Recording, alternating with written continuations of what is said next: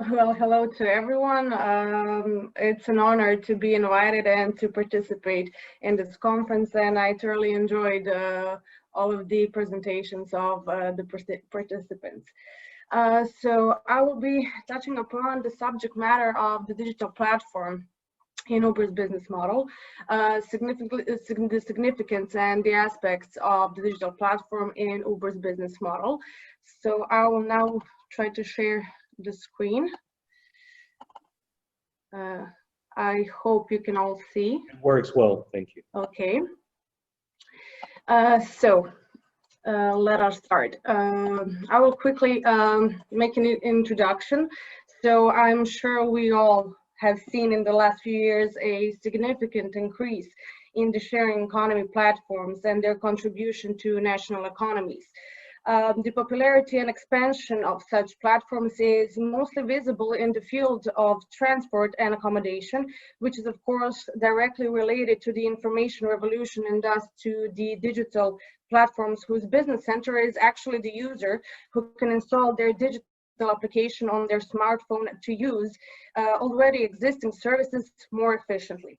Uber, from the moment of its appearance on the markets in 2009 and shortly after in 2013 by the subsequent change of its business model, has managed to distinguish itself as the leader of the concept of the sharing economy and of course the Uberization process. However, at the same time as Uber's popularization and expansion in whatever area Uber appeared, it was accompanied by resistance to its business and quickly became the center of discussion, primarily because the services Uber provides were not previously regulated nor qualified by relevant laws or bylaws, which of course caused a number of issues in the field of labor law, social law, market competition, consumer protection, liability for damages, and many others. All these issues, of course, required a subsequent regulation, primarily the regulation of the services that Uber provides within its business activities, all the while enabling and finding a suitable place for Uber in national markets and, of course, maintaining a fair competition, as well as the regulation of contractual and extra-contractual relations that are established through Uber's platform. So what actually is Uber's business model? Uber was founded with the aim of changing the often standardized operation of auto taxi companies. They have not adequately monitored nor implemented the latest technologies, standards and practices. And Uber is taking its exponential global development only, as I said, few years later in 2013 by changing its business model. Uber's business model is actually based on a combination of a very simple use of technology, respectively, technological base on one hand and the concept of the sharing economy on the other hand. So Uber, basically, by relying on the concept of the sharing economy, by its business model, he does not give any new meaning to the market in terms of producing new or unseen goods or services, nor does it provide services in a traditional way. As the founders of Uber themselves claim, Uber acts as a kind of intermediary, his role is actually very simple, and that is to connect the end users, meaning Uber drivers and consumers. Its business model actually is very similar, if not the same, as business models of his direct competitors, which have already been in the market, such as Lyft and Sidecar as an example in the USA market. However, Uber has gained an advantage with a very aggressive approach aimed at attracting consumers and, of course, drivers of competitors with an easy access and use of its services, relying on beg for forgiveness rather than beg for permission policy, and, of course, the associated successful circumvention of regulatory framework. Uber, by declaring itself as a technology company that classifies its business model as ride sharing, whose main role is to be an intermediary between Uber consumers and drivers, using legal gaps and the regulatory framework, actually managed to circumvent the mentioned laws and bylaws to which traditional taxi carriers would otherwise have to submit in order to perform passenger transport services. The possibility of using vehicles that did not meet technical and safety requirements, of course, unlicensed drivers, which did not obtain necessary permits, and of course, many other prescribed but unfulfilled conditions allowed Uber to offer services at much lower prices than traditional taxi carriers, which is also a fundamental condition of consumers when choosing a taxi service provider. Also, Uber has heavily relied on the lack and unwillingness of the policymakers, on the legislators, to actually a priori regulate such services, and was justified, the entrance of Uber was justified and its tactics without obtaining the position of legislators on the legality of providing such services. So Uber actually relies on consumer to support Uber, that in the moment of need, as I call it, the retroactive regulation, actually, to put pressure on the policymakers that will and would pass regulations that would at the end pass that would at the end favor Uber. Different regulatory outcomes in response to Uber's entrance in different markets of countries could actually find their basis in the existing market conditions of each individual country in which Uber would appear. So it would be reasonably to expect that Uber shall enter already deregulated markets more easily than the ones with the clear and stable regulatory framework. However, that was not the case, as can be seen in the example of these two countries, Germany and USA, which are characterized as a deregulated market. Upon the entrance of Uber, these countries have opted for different regulatory outcomes, USA opting for a further deregulation, and Germany actually opting for prevention and of further deregulation and Uber's expansion on its market, which of course joint action of trade unions and taxi drivers unit helped with that. When it comes to the process of Uberization, so the example of Uber is precisely as the most exposed company that shows that today is not necessary to own a product or a service to build a successful company on it. Uber's digital platform connects entities, and Uber managed to stand out as the leader of the Uberization process, as the name itself says, as Uber's founders actually opted for providing an on-demand services, which allowed them to avoid classic taxi service provider classification and to circumvent the related laws and bylaws. The process of Uberization is actually based on the idea of providing services and preferences at the request of the consumer, meaning that for every consumer request, there is an application that meets such request. So Uber, we can say, as the platform, does not represent a technological innovation per se. It is just a matter of using already existing information resources, and for the purpose of introducing a new way of providing transport services. And that is based, of course, on saving consumers time and effort, all the while justifying and maintaining affordable prices in return. As I mentioned, Uber's business model is heavily relied on the concept of the sharing economy. Main characteristic of this concept is actually easy market access. I must mention before that there is a number of terms that are often used for the services that Uber provides. One of them is the sharing economy, and others are peer-to-peer economy, collaborative economy, sharing economy, and others, which is terms basically indicate the same, but due to the range of services, goods, and entities they encompass, they still differ. Also, I must mention that at the level of the European Union, specifically the bodies of the European Union, different terms are used. So the European Commission uses the term of cooperation economy, while the European Economic and Social Committee recommends the term of sharing economy because of its comprehensiveness. As I've said, the fundamental feature of the sharing economy is market access, which also leads to change of attitude towards the ownership of goods or services, which is now being shifted to an easier access to goods or services, which of course enables greater interaction between entities involved in the concept, and of course creating an increasing market supply and demand. This would mean that for all of the entities involved in the sharing economy actually are characterized by a rapid growth.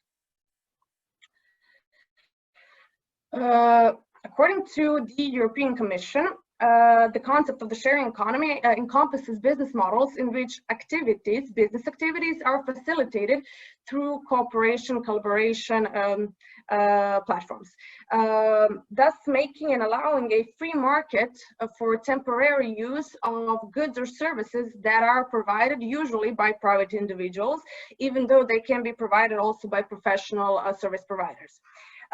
This would mean, in doing so, that it encompasses three types of entities: service providers, users, and intermediaries. European Commission actually emphasizes the role of intermediaries as a role of connecting persons offering goods or services, being service providers, and consumers as the users of such goods and services. In this way, a triple relationship is established, whereby the end parties, being service providers and users, are actually considered as being equal partners. In this concept, this concept actually highlights two main activities: that is the supply of goods or services, and of course, as I've mentioned, mediation. Mediation is most often performed by internet platforms, and they are being considered as the providers of information company services. However, they can also offer services where they have the role of combining supply and demand providers. So Uber actually has classified itself as being a provider of information company service and providing information company services, which opened the door to the EU market. So it is possible to talk about two types of services and two different entities that provide them. So we have, on one hand, Uber's digital platform as a provider of information company service.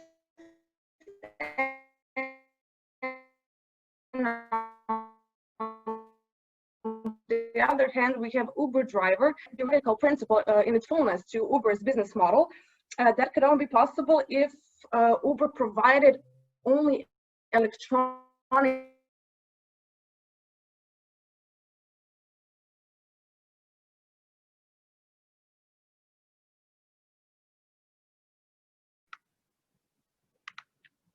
Hello. I'm not sure about everybody else, but it seems that I have lost the sound. Can the rest hear Ms. Paulić? Okay.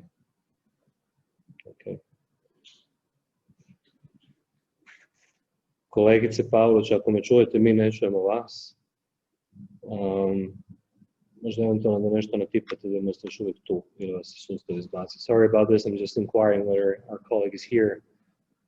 Maybe she got a sign off and then we'll wait to see whether she can reconnect.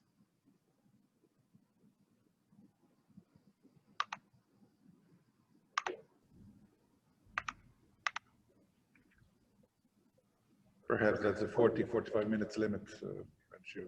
Maybe, yeah. Or, here she is. Can you hear us, Ms. Paulić?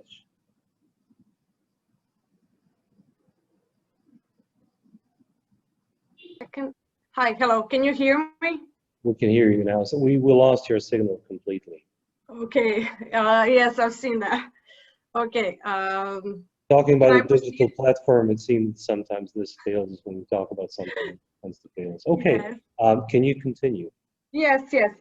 So let me just share the screen once again. So here we are, the legal nature of services provided by Uber. As I mentioned, so we have a digital application on one hand and technology at the level of the company on the other hand, which is basically enabling connection and contacts of the entities involved, predicts an expected supply and demand, number of application openings, and of course, the location of areas with increased demand. So basically, Uber's role isn't just Uber of a simple intermediary, because Uber, as you can see, creates supply and demand. So when we're talking about the services Uber provides, we have electronic services and transport services. When we're talking about the legal qualification of Uber services,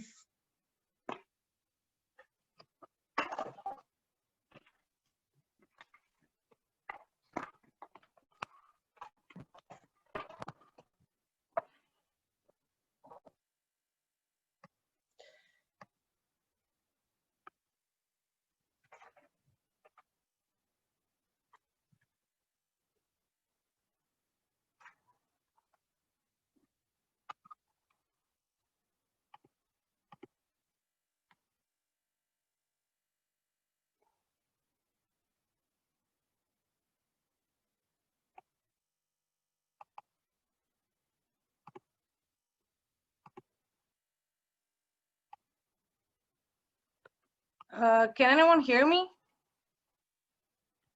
Well, I can hear you right now. Okay.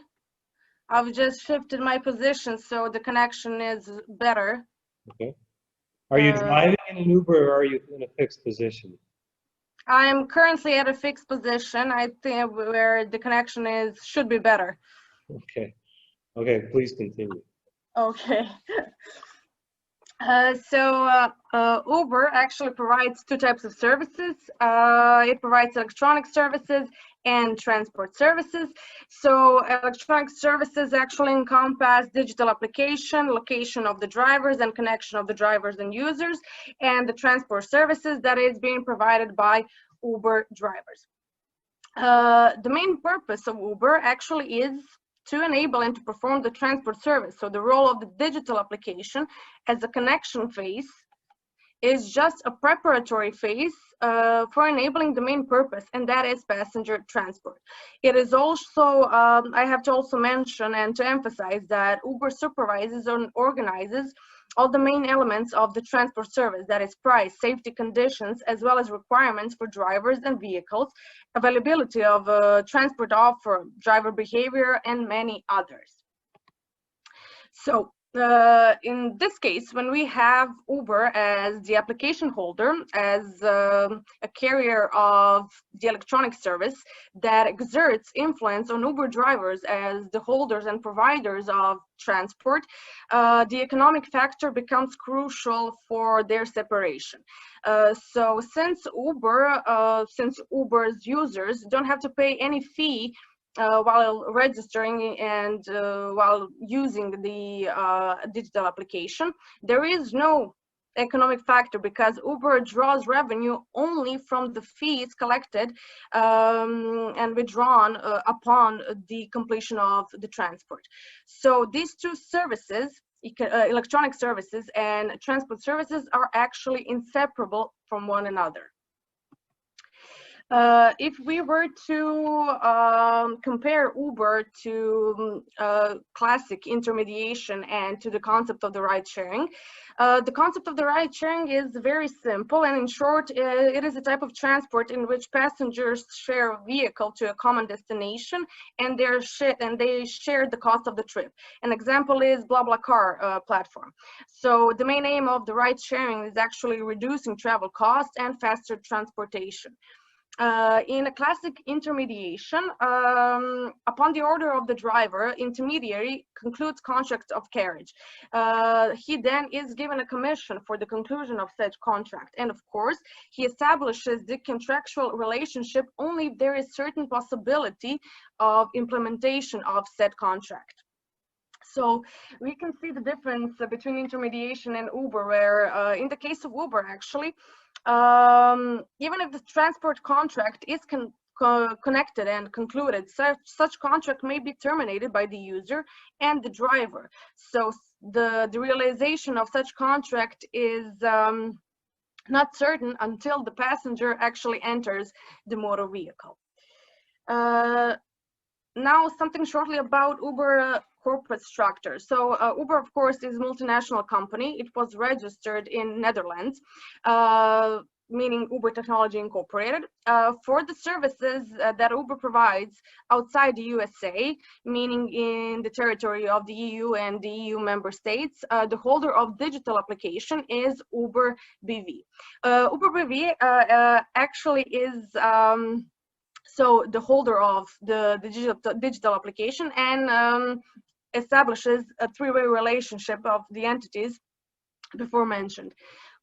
Subsidiaries such as Uber London, Uber France, or Uber Croatia, and many others have a simple role of marketing Uber's services, of attracting new customers or drivers, and etc. On the basis of Uber's digital platform, there are established three main contractual and extra-contractual relations. That is Uber registered user, Uber unregistered user, and Uber driver. So when we are talking about Uber registered user, the process of installation, registration, and of course login is very simple. Potential user is entering its personal data. For Uber, the most important, of course, is the bank card, the data from the bank card, because Uber, upon the completion of ride, automatically withdraws a calculated amount, and before completing registration, potential user must accept Uber's terms and conditions. I'll just quickly say that there is no pressure to tip the driver, as it was in a good faith given before and with the traditional taxi drivers. Now, such tip is usually included in the amount that is calculated upon the completion of the drive. Difference between Uber registered user and unregistered user is that when we're talking about unregistered user, actually all of the elements of the ride are agreed between the registered user and Uber before the ride itself.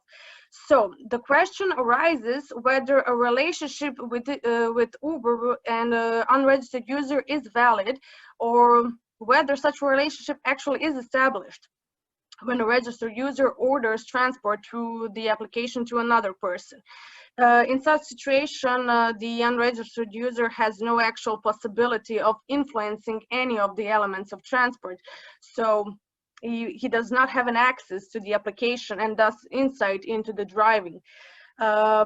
Ultimately, it is the registered user who actually negotiates all the elements of the transport, including the method of payment.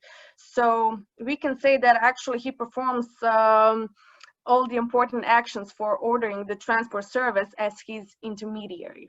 The question that arises here is what in case of an injury or any other damage that occurred to an unregistered user while driving?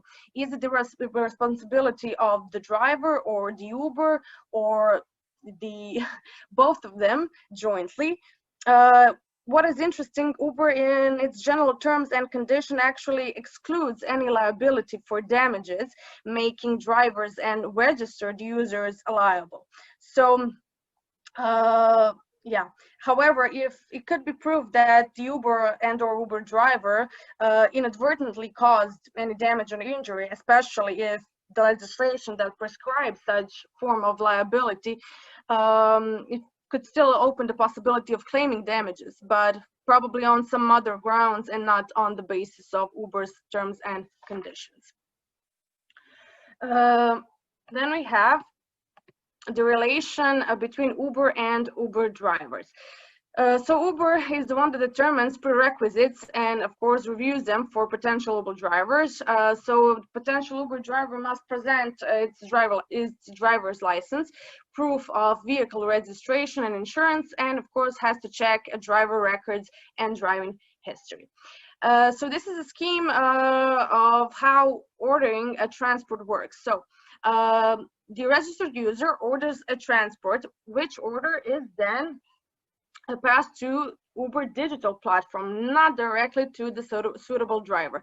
And digital platform via its algorithm processes then and finds the most suitable driver for such user.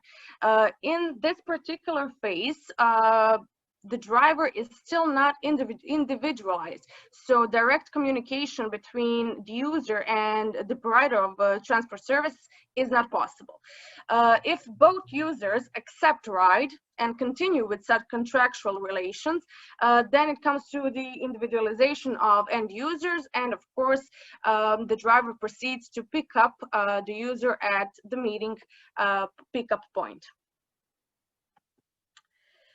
The main problem and one of the main issues of Uber was the relations of Uber with its drivers. The main question that arose was, were Uber drivers employees, self-employed, or something else? In legal theory and case law, there have been established 4 elements of employment, and that is voluntariness, obligation to personally perform work, subordination, and of course, payment. Of course, the drivers are in no way obliged nor compelled to install digital application, to register, to log in, and to perform transport services. They enter into such relationship in good faith. So that one is checked. The obligation to personally perform work. So of course, Uber checks all of the above mentioned prerequisites for each individual driver. So that indicates that the transport services are actually performed and must be performed by candidates who have applied to perform the transport service. Otherwise, if the registered driver were to transfer the performance of transport services to another person, the legal and factual safety of such driving would be called into question, as well as the legality of such Uber business. When it comes to subordination, I think we are all acquainted with the 5-star mechanism of Uber, where upon the completion of ride, you're giving from 1 to 5 stars to Uber driver. That is actually a way of Uber's, that is actually a way that Uber actually, how I put it, Uber actually gives instructions to their Uber drivers. So if an Uber driver is given a grade, is given a star below a certain level, he will then be expelled from the digital platform, from Uber. And of course, at the end, we have payment. So of course, upon the completion of ride, Uber first takes commission and then forwards the remaining part to driver. It is possible that the periodic salary are, of course, for periods shorter than 1 month, although in the Republic of Croatia, and of course, I think in many other countries, salaries in the monthly amount prevails. But of course, this would be close to the above mentioned method. Also, we have this issue of dynamic pricing system. Here you can see the difference between taximeters and the digital applications. So taximeters are actually based on tariffs, and the minimum and maximum amount of prices is actually prefixed, and the change of price is not allowed. And of course, taximeters are subject to technical inspection. When we are saying and we're talking about digital applications are not a subject to a technical inspections. algorithm within digital application is not publicly recognized nor approved system for measuring or determining prices. So there is a possibility of manipulation of such price. And of course, the negative side is also that the price is viewable only upon ordering transport service, and the price can change during transport. And at the end, I will just touch upon quickly on the impact on the Croatian market and Zagreb taxi transport. So upon Uber's entry, there was need for a new set of rules. Croatian legislator opted for the implementation of digital platform as equivalent to taximeters, and abandoning the obligation to use tariff models and taximeters in determining the price of transport. The license, actually issuing the license, was connected to entities proving financial ability, and of course issuance of permits is not anymore connected to the residents of taxi providers, which means that the taxi provider could provide taxi services not in the place of his residence, but in all other places. And yes, I would conclude that Uber actually is not a simple intermediary. It actually provides transport services. What is the main question is that the regulatory bodies need to have a faster reaction to new emerging the sharing economy platforms, and they have to have a clarification of the new definitions and new set of rules. It was interesting to see the impact of the COVID-19 on a taxi transport, whereas I have been able to see that actually auto taxi transport was not that required anymore, and that their business actually plummeted. So yeah.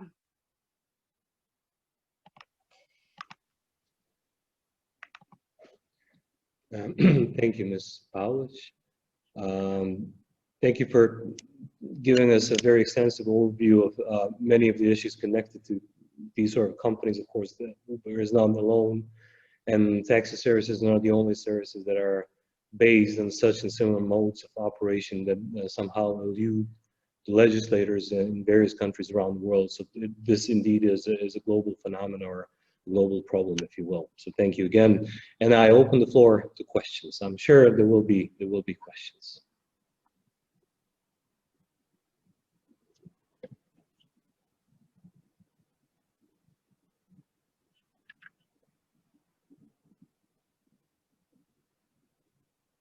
Or perhaps I'm wrong. Perhaps there are no questions. Perhaps everybody's maybe even too tired at this point. Would you like to ask something, or do you suggest that we? You asked them something as their mentor. It's strange to call someone mentor who is so young as Misha Budic, but he was indeed mentor to these three fantastic. Unmute this. Oh, it's muted. You're muted, yes. But maybe they heard me through your microphone. I said that it's strange to call someone. It's an echo.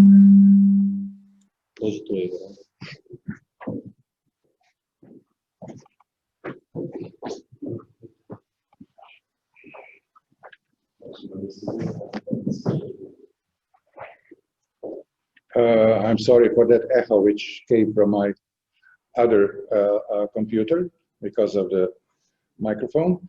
I wanted to congratulate actually the three young speakers, and what I was trying to say, probably Professor Mudrić as their supervisor and mentor. I says it's strange to see someone so young as Professor Mudrić already mentor to students, maybe to ask questions remembering their period when they were working their final papers for graduating. So maybe you remember some really crucial issues which were present there. Well, as a moderator, you're supposed to have a few questions under your sleeve just in case. So I'll pose one question to Ms. Gavrilovic.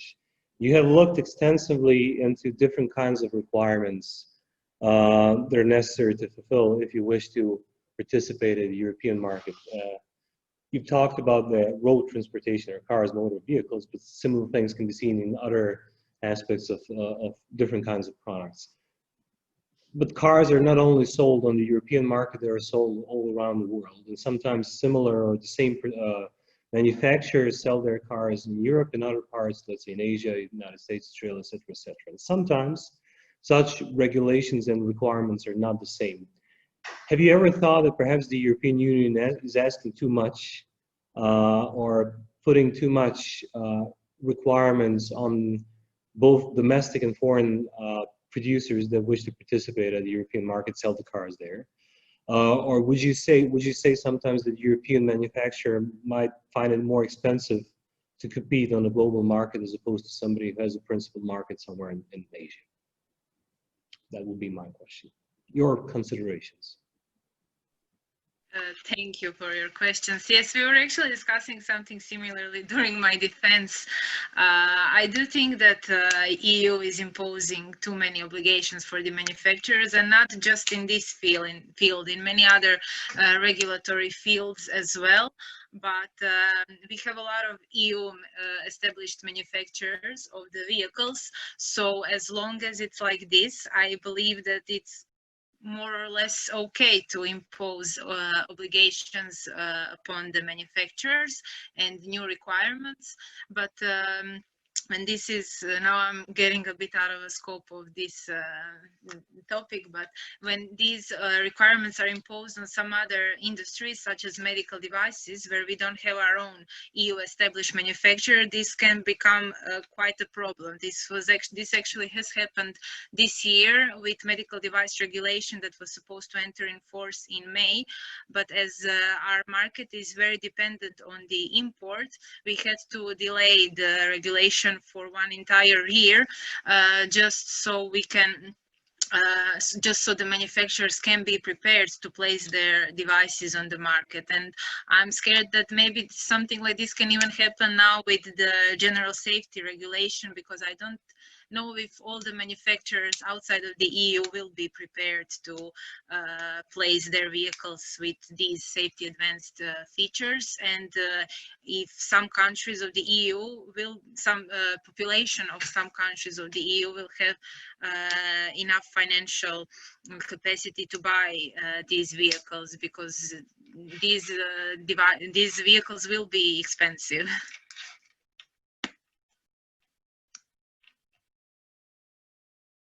Thank you again. Anybody else?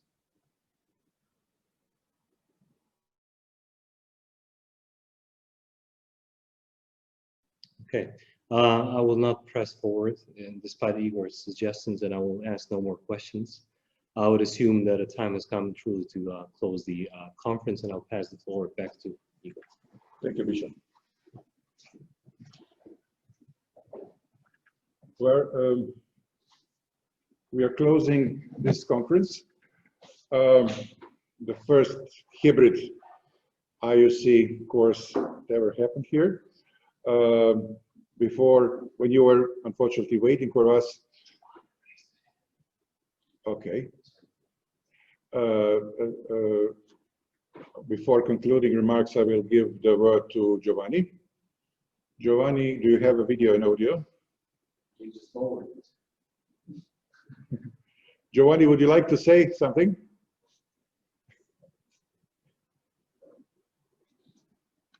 He's just waving. Okay.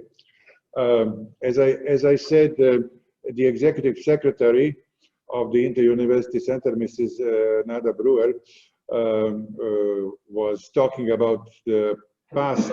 They will soon celebrate 50 years of activity here in Dubrovnik, which is really a special international network of universities, unique in that sense in the world.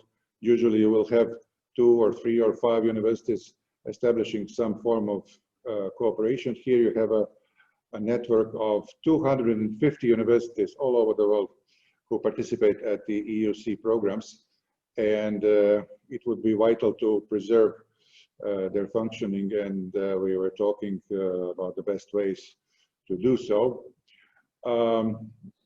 And then, of course, Mrs. Brewer said that she is especially happy to have us here because we were the first course since May this year, when the criminal law course was taking place, and when the COVID-19 measures imposed the quarantine, and then they completed the course in a shorter period, and everybody went home. And since March this year, nobody came. Everything that was happening was purely online. So now we are the first actually who have come here. I was joking with Misha that we will be the Dirty Dozen, like that movie, but we were actually less than a dozen finally when some other participants couldn't come. So we were 7, half a dozen. But very important for the staff here to have someone as a good sign of continuation of activity, and we can just hope that situation will be improving over the year 2021, and that we will all really meet you here and many other students, because this is meant to be a course for students.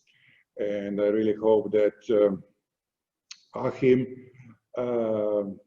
Francisco, of course Mitya, and Giovanni, I'm just enumerating these professors who are currently following this session, but of course all the others who were present throughout these 3 days will manage to find some funding to bring their students here and to personally arrive, and we will together make a real maritime and transport law summer school. We are also taking serious steps to make accreditation for ECTS, so all the students would have credits for their participation in this course, which could be used back in their universities within their either LLM or doctoral degree studies. So that's in a nutshell what are our plans for the next year and for the future. I would really like to thank now not only the speakers of today's session, but also the speakers of the judicial sale colloquium and yesterday's session. I think Giovanni maybe wants to say something, or he just forgot to switch off. Okay, Misha managed to mute Giovanni. So I really want to express my gratitude to all the speakers, to all the participants, also to everybody who was attending here in person.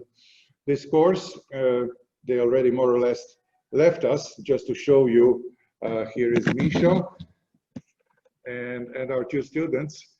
And I will ask Misha now to, as this is really supposed to be the course, we prepared certificate of attendance here, so Misha will give those to the students, and hopefully next year we will have 25 or 30 students as we plan who will receive those certificates. Of course, thank you.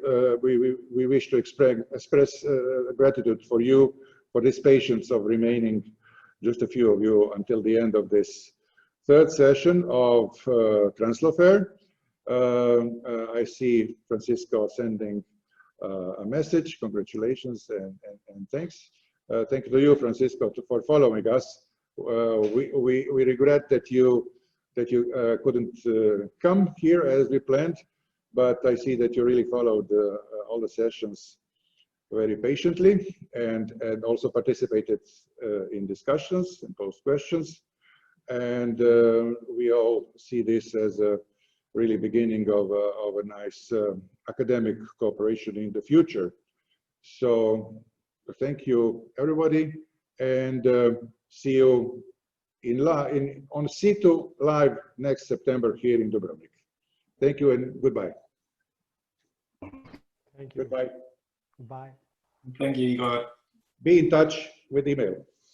Okay. Goodbye. Thank you very much, Professor Vio. I really appreciate your support. Thank you, Giovanni. Thank Maya. I hope you to see you.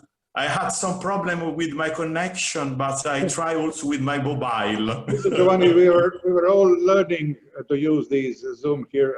Yes, I really appreciate your support. After those problems, I really appreciate. I know that it was very difficult as it functions. So we will become masters of the virtual conferences. Hopefully, it will not last. Yes. We'll forget how to use it and do back live conferences. I really appreciate your support. Thank you. Bye-bye. Thank you, everyone. Thank you. And hopefully next year you can see me by video, or I can go there personally. Okay. You should come. Thank you very much. It's wonderful. Thank you very much. Thank you, Shegna. Goodbye. Goodbye, Mitya. Goodbye, Juan Pablo. I expected Adana, Chiara, I Achim. expected that Juan Natasha. Pablo and Achim will steal a fishing trolley and sail to Dubrovnik. So I was quite unpleasantly surprised when you guys didn't show up next year. Yeah, I would have loved to get there, but I mean, I would probably have had to go into quarantine, and I'm not quite sure if it is not better to be on. Look, all those books behind you, 2 weeks of quarantine will give you some time to read them. Wouldn't be that bad, I guess. Electronic edition. Bye-bye, everybody. Bye-bye, Natasha. Bye. Bye-bye, Thank you so everybody. much, Professor. Thank you again. Pleasure. Bye.